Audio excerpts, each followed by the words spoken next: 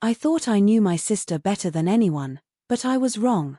When I discovered the truth about what she'd been doing behind my back, I knew I had to leave. No warning, no confrontation, just a clean break. She wouldn't know it, but my life was changing forever, and my name is Sophia, and for as long as I can remember, I've always been the one people leaned on. The one who did the right thing, the dependable sister, the responsible daughter. But that day, the day I found out what Mia had been doing behind my back, everything changed. It started like any other day. I was cleaning up around the house when I decided to check on some of my things I hadn't touched in a while. I was looking for my necklace, the one my grandmother gave me. I hadn't seen it in a while, and I was sure I had left it in my room, tucked away safely. But when I opened the drawer, it wasn't there. I felt that unease growing in my chest, the kind that tells you something's wrong but you don't want to admit it. Where the hell is it? I muttered to myself, rifling through the drawer. No necklace. Just some old receipts, a few coins, and a couple of letters. It wasn't there. I went into Mia's room. She was out for the day, visiting friends, so I figured I'd just take a quick peek. I knew I'd probably find it somewhere. It wasn't the first time Mia had borrowed things without asking. When I opened her drawer, my heart stopped. There, in the corner, was my grandmother's necklace, my mother's earrings, and a few of my other precious pieces. They were all just sitting there, as if they belonged to her. I stared at them, frozen. I didn't want to believe it. My mind raced, trying to make sense of what I was seeing. There had to be an explanation. Maybe Mia was borrowing them, just like she always did. But deep down, I knew. She'd taken them. She'd been stealing from me. For how long? I didn't know. I felt that sickening feeling in my stomach, like I had been punched. Betrayal. That's what it was. I couldn't breathe, couldn't think. How could she do this to me? She was my sister, for God's sake. My own flesh and blood. I stood there for a while, just staring at the jewelry. It was like a punch to the gut. I wanted to scream, confront her, demand an explanation. But I knew Mia. I knew what would happen. She'd twist things around, make me feel guilty for even bringing it up. She always did. She'd turn it into a fight and somehow make me the villain. I couldn't do it. I couldn't let her get away with this again. But I also knew I couldn't live under the same roof, pretending everything was okay. It wasn't okay. Not anymore. I made a decision right there in that moment. I wasn't going to confront her. I wasn't going to let her manipulate me like she always had. I was going to leave. No drama, no fights, no explanations. I wasn't going to give her the chance to make me feel guilty. I was going to disappear. I needed to take control of my life for once. Mia wouldn't expect it. I wasn't going to let her control me anymore.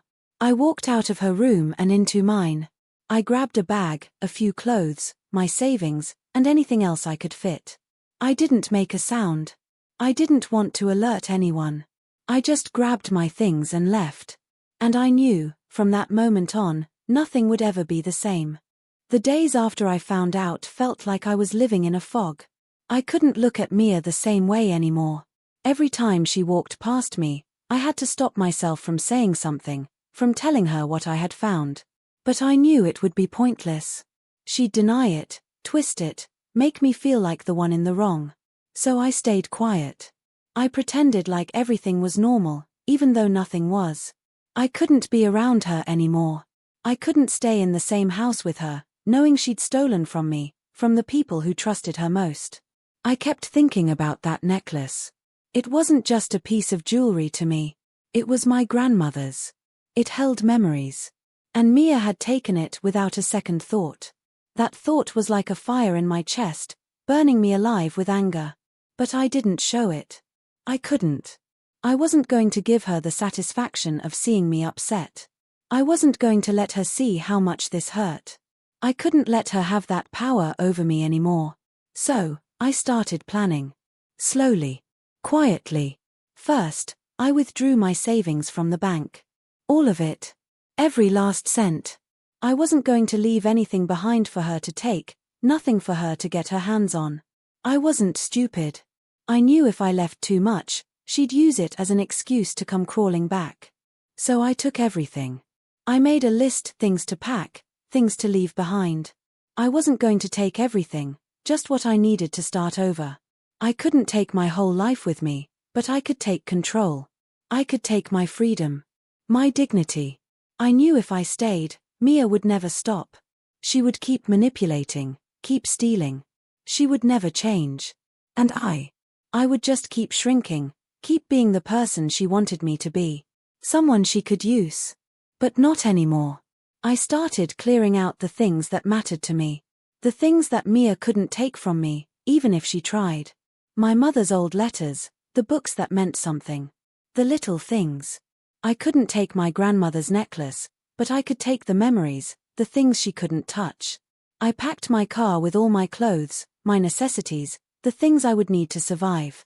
I didn't want to say goodbye to the house, to the place I grew up, but I knew I had to. I couldn't stay here.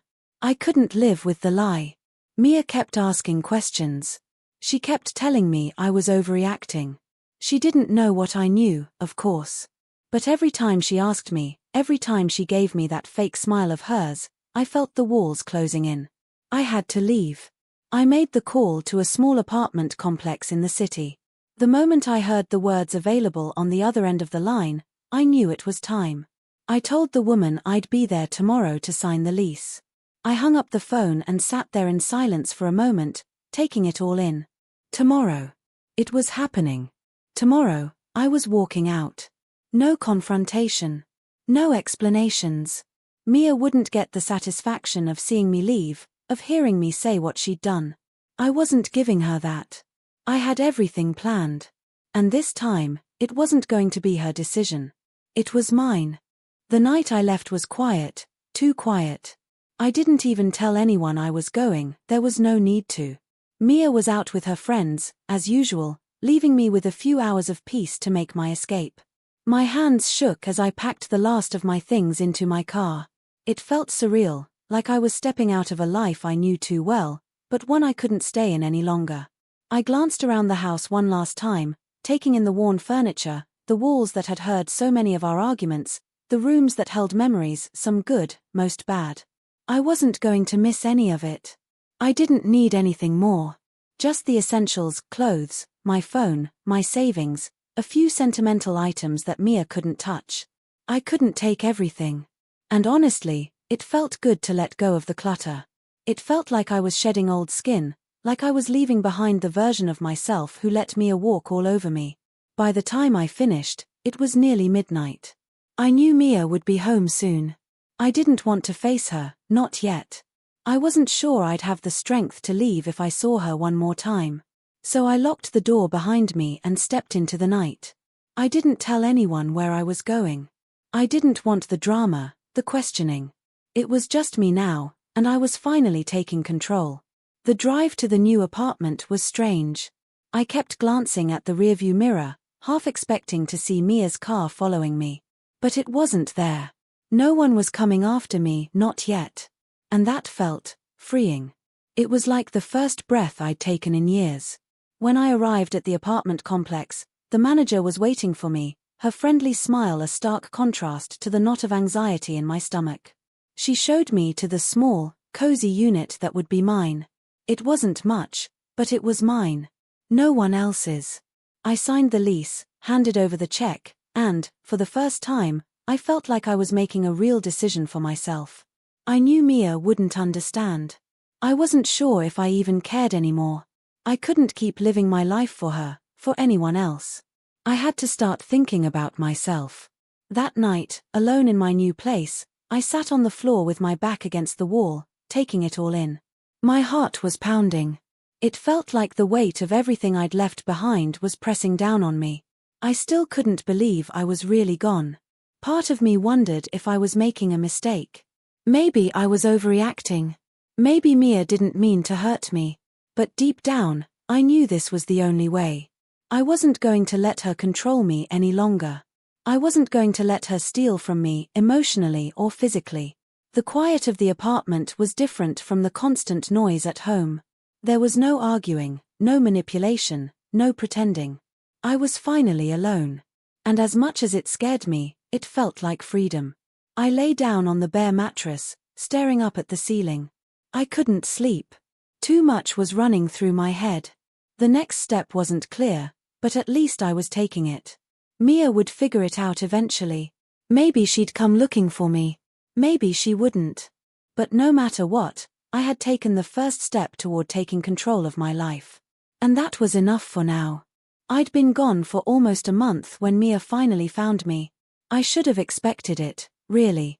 Mia had always known how to track me down, always figured out where I'd go when I wanted to escape. But I didn't expect it to happen like this. I was sitting in my new apartment, trying to settle into my new life, when I heard a knock at the door. I froze. I didn't need to ask who it was. I already knew. When I opened the door, Mia stood there. Her hair was messy, eyes red, as if she hadn't slept in days. I didn't say anything. I just stood there, staring at her, waiting for her to speak first. "Why didn't you tell me?" she asked, her voice breaking. "Why did you just leave? You're my sister, Sophia. I need you." I crossed my arms, leaning against the doorframe. "You never needed me. You just needed someone to clean up your messes, someone who wouldn't ask questions." The words came out sharp, bitter. It felt good to finally say them. She flinched, her face falling. "That's not true. You don't understand, Soph. I didn't know how to tell you. I'm sorry." "Sorry?" I repeated, my voice rising. "You're sorry? You think that's going to make everything okay? You've been stealing from me for months, Mia, and now you want to apologize?" She stepped forward, reaching for me. "Please, just let me explain." I took a step back, my heart racing. "Explain?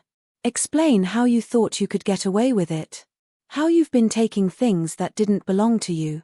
Things I worked hard for. Things that meant something to me." Mia's eyes filled with tears, her voice pleading. "I didn't mean to hurt you. I was just trying to get by. I've been struggling, Soph. I thought you'd understand. But I messed up. I'm sorry." I looked at her, all the anger, the hurt, the betrayal flooding back. My heart was pounding, but I wasn't going to let it make me weak.